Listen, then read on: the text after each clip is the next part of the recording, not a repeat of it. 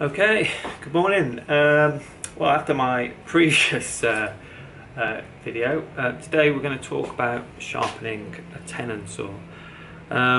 You've probably all got many saws, you may not have any saws, but a general saw is just like a normal rip saw like this. But if you're looking to do something a little bit more detailed, and you're looking to say, for instance, do a tenon for a mortise and tenon joint, then you're going to need a tenon saw. Now, tenon saws, you need to be of good quality. They're pretty cheap on the internet at the moment because no one really uses them. But the problem with that is that they'll probably be blunt as hell. And you really do need a sharp saw for when you're doing your joinery or bench joinery, and you need the means to be able to sharpen them. To do that, you're going to need an old saw like this. This is very old. Got it off the internet. Got it for about £3.50 or something like that. But as you can see, it's hardly been used. There's a lot of metal, and the more time you blunt, the more time you sharpen it, the thinner this will get. And I've seen old fellas with like an inch at the end of their blade, but it just means that they've been using it a hell of a lot, and they've got a lot of life out of it. So you'll also need a file. I've got a triangular file, which is an equilateral triangle, which is sort of 60 degrees, 60. I got this off eBay for £3.50. So for £7, you're going to end up with a very sharp saw, and enable you to do some good joinery. The other thing that I think a lot of people forget is about, you need to set the saw teeth. So what this means is that you actually, the teeth, when you grind them, they're all aligned, but then you need every other teeth, you need to bend them out. And what that does is it gives you a little bit of play, or a little bit of play in the saw cuts for enabling your saw to freely cut. And if you haven't got the set on, you'll know you haven't got the set on because the saw will just jam up. So I'm going to show you how to do that today as well. Again, this is another eBay special. It's an ellipse 77, and it will set teeth down to about 12. I think 14 teeth per inch or something, which is pretty fine. I think these ones are 10. I'll be using 10 on this. Right. So, without further ado, and also you need some bits of timber to clamp your saw into the vise. And you're also going to need a vise as well. But if you're doing bench joinery, you're going to have a vise, aren't you? So there you go. Right, okay, bear with me and I will be right back. Right, welcome back. So this is the saw that we're going to do. It's quite a long tenon saw, as you can see. I've cut some pieces of timber that will enable me to clamp it into the vise. So you pop one bit on the one side, pop the other bit on the other side to get the little rebate there. It doesn't matter if your timbers don't quite go right to the end. You'll be able to get away with it like an inch or so or something like that. So pop it into the vise. Give yourself a little bit of space above so you can get your hands to it and everything. I'll show you that. Enable you to do that. So give it a good pinch so it's quite tight. And as you can see, that's steadily in the vise, and it's not going to vibrate anywhere, which is what you get is if you didn't pinch it. So what I am going to do, I know that this saw is nearly sharp, and I just want to give it just a final pass. So I'm going to do one stroke every other tooth. So what I also do, I like to have my teeth, I rake my tooth backwards, so I put about 10 or 15 degrees off perpendicular to the saw. Okay, you'll get what I'm saying. But it's so I'll do a run next to every other tooth, run every other tooth, and then when I've got to the end, then I'll turn round and then I'll do about 10 or 15 degrees on the teeth that I haven't sharpened, go 1, 2, just keep going like that, keep going like that, and basically just do that till you've got every tooth. And what that does is it will get a slightly attacking and sharp edge on your tooth, and that has always worked for me, and it's given me a really smooth cut. I suppose you could go perpendicular, but I've never done that. I've just gone. I've always raked them backwards and forwards.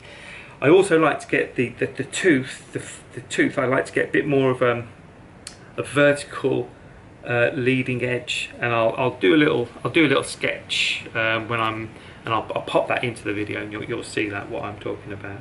But anyway, let's get on with it. So let's find the one tooth. I'm going to take my glasses off because I believe it or not I can see a bit better with my glasses on this. Alright. So there we go. So I'm going to go.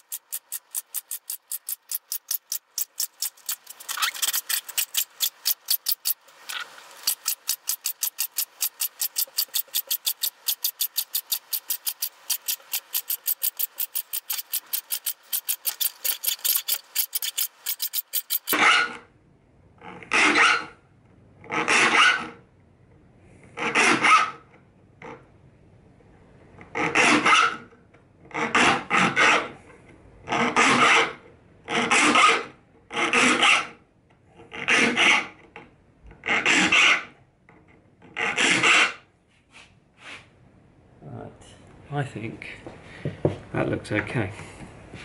So have a quick look at it. You can inspect it. It's not perfect, but I believe it'll be good enough. So what I mean by not perfect is some of the teeth are slightly longer than others, but they're not too bad. So what I do next is we use this machine here and we set the teeth.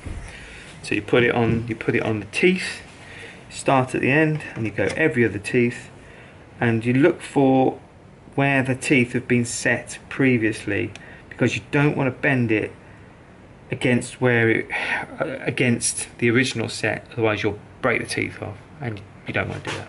So let's have a go.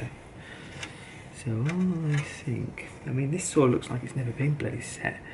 So let's have a go. Right, here we go. So like that. Again, this is another thing that just takes a bit of time.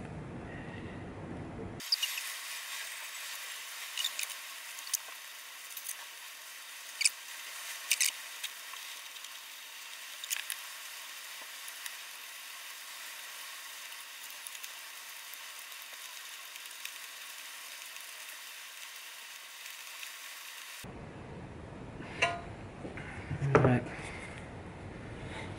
that's got it.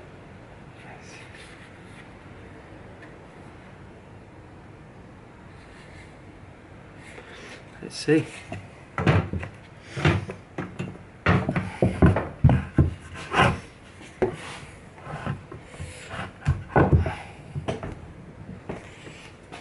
The bench hook.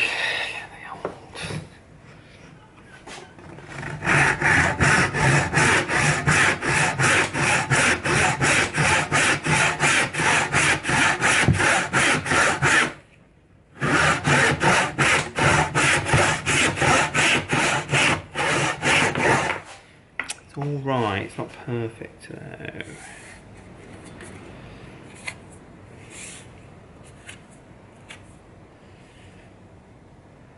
So I think I'm going to give it another go.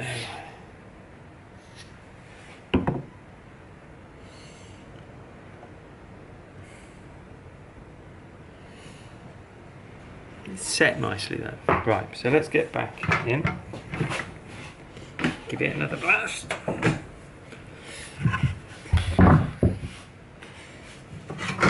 It's not a precise science or success story every time.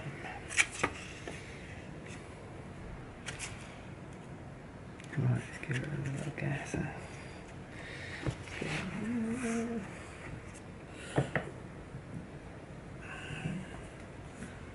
So this time we're only going to take a little bit off the teeth because we've already set it, and that will be okay. So another go. Maybe it will be sharper. Get bench hook, absolute requirement for bench work.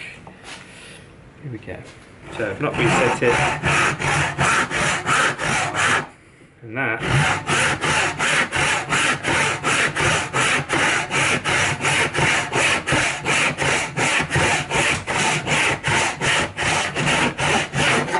Cutting quite nicely.